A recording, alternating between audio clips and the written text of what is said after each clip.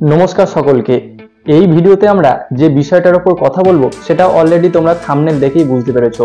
তো এই ভিডিওর বিষয় হলো টম অলরেড। এই প্লেয়ারটাকে মোহনবাগান ম্যানেজমেন্ট যে রেখে দিল, মানে 2026 পর্যন্ত টম অলরেডের সঙ্গে যে চুক্তিটা বাড়ানো হলো, এই সিদ্ধান্তটা কি সঠিক হয়েছে, কতটা সঠিক হয়েছে, এই বিষয়ে কথা বলবো এই ভিডিওতে। এবং এই ভিডিওতে কমেন্ট করে তোমরা কিন্তু জিতে যেতে পারো একটা দারুণ প্রাইজ। আর সেই প্রাইজটা হলো মোহনবাগানের একটা জার্সি, যে প্রাইজটা আমি নিজে আমাদের এই চ্যানেল থেকে দেব।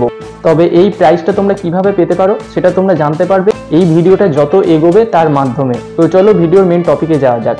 তো দেখো, টম অলরেড এই প্লেয়ারটা কিন্তু মোহনবাগানের এই সিজন থেকে, মানে 2024-25 সিজন থেকে প্রথম থেকে খেলে আসছে। ডুরান্ড কাপের প্রথম ম্যাচ থেকে আইএসএল ফাইনাল পর্যন্ত, শেষ ম্যাচ পর্যন্ত কিন্তু টম অলরেড খেলে গেছে। তবে প্রথমের দিকে টম অলরেডের পারফরমেন্স খুব একটা ভালো ছিল না, তাকে দেখে খুব একটা ভালো শেপে আছে এরকমটাও মনে হচ্ছিল না, বল ক্লিয়ারেন্সটাও খুব একটা ভালো ছিল না। কিন্তু যত সময় গেছে, যত ম্যাচ সে খেলেছে, সে কিন্তু ধীরে ধীরে তার খেলাটাকে প্রকাশ করতে পেরেছে। আমার যেটা মতে বলে, এটা কিন্তু আমি আমার পার্সোনাল মতামত শেয়ার করছি তোমাদের সঙ্গে। তো যাই হোক, ধীরে ধীরে টম অলরেড কিন্তু দলের সঙ্গে মানিয়ে নিয়েছে, সেই সঙ্গে অ্যালবাত্রো রড্রিগেজের পাশে সে খেলছে এবং টম অলরেডের ডান পাশে খেলছে আশিস রায়। সেই আশিস রায় যখন একটু ওপরে উঠছে, মানে মনভীর সিং এর সঙ্গে ওভারল্যাপিং করছে, তখন কিন্তু টম অলরেড ডান সাইডটা সামলাচ্ছে।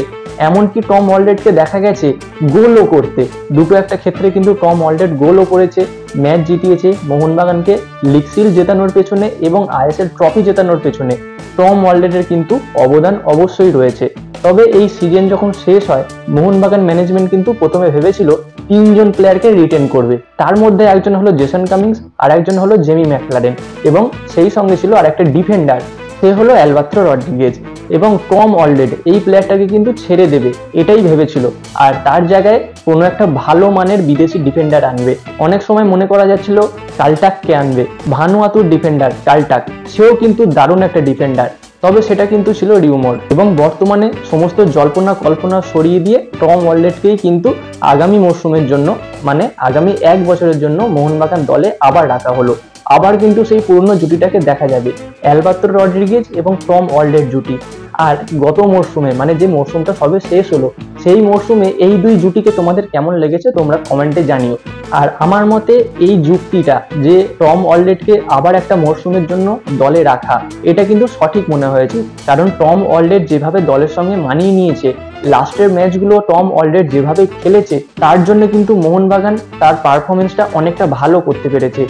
শেষের যে ম্যাচগুলো, বিশেষ করে শেষের 8-10টা ম্যাচ, সেই ম্যাচগুলো কিন্তু রড্রিগেজের সঙ্গে পাল্লা দিয়ে খেলে গেছে টম অলরেড। তো ভাই, আমার মতে কিন্তু মোহনবাগান ম্যানেজমেন্ট সঠিক সিদ্ধান্ত নিয়েছে। তো এই গেল ভিডিওর মেন পার্ট। এবার তোমাদের বলি সেই প্রাইসটা তোমরা কিভাবে পাবে। দেখো, এই ভিডিওর মেন আলোচনা টপিক ছিল টম অলরেডকে মোহনবাগান ম্যানেজমেন্ট যে 1 বছরের জন্য রেখে দিল, সেটা কি ঠিক সিদ্ধান্ত নাকি ভুল সিদ্ধান্ত। তোমাদের যেটা মনে হয়, সঠিক হলে সঠিক, ভুল হলে ভুল, সেটা তোমরা কমেন্টে লিখবে। এবার যতজন কমেন্ট করবে তাদের মধ্যে যার পার্সেন্টেজ বেশি, মানে মনে করো এই ভিডিওতে কমেন্ট করলো 20 জন, তার মধ্যে ধরো 7 জন লিখেছে টম অলরেডকে রেখে দেয়া ভুল সিদ্ধান্ত হয়েছে, আর 13 জন লিখেছে টম অলরেডকে রেখে দেয়া সঠিক সিদ্ধান্ত হয়েছে। তাহলে কিন্তু আমি ওই 13 জনের মধ্যে যে কোনো একজন লাকি উইনারকে দিয়ে দেব আমাদের এই চ্যানেলের তরফ থেকে মোহনবাগানের একটা জার্সি। তো বন্ধুরা, মোহনবাগানের জার্সিটা পেতে গেলে কি করতে হবে তোমরা আশা করি বুঝতে পেরেছো। তোমরা এটা কমেন্টের মাধ্যমে জানিও, এবং এর পরবর্তীতে একটা লাইভ ভিডিওর মাধ্যমে আমি সেই লাকি উইনারকে কিন্তু বেছে নেব, এবং লাইভে সেটাও জানিয়ে দেবো কে তোমাদের মধ্যে চ্যাম্পিয়ন হলো, এবং তার সঙ্গে আমি নিজে যোগাযোগ করে নেব যে তাকে কিভাবে আমি প্রাইজটা দিতে পারি তার জন্য। তো বন্ধুরা, আশা করছি তোমরা কমেন্ট করবে, মোহনবাগানের জার্সিটা তোমরা পেতে চাইবে, এবং এর পরবর্তীতে যে ভিডিওগুলো আসছে সেটা দেখার জন্য আমাদের এই চ্যানেলটা সাবস্ক্রাইব করে তার পাশের বেল আইকনটাকে অন করে দেবে। তো গাইস, দেখা হচ্ছে পরবর্তী ভিডিওতে। Bye bye.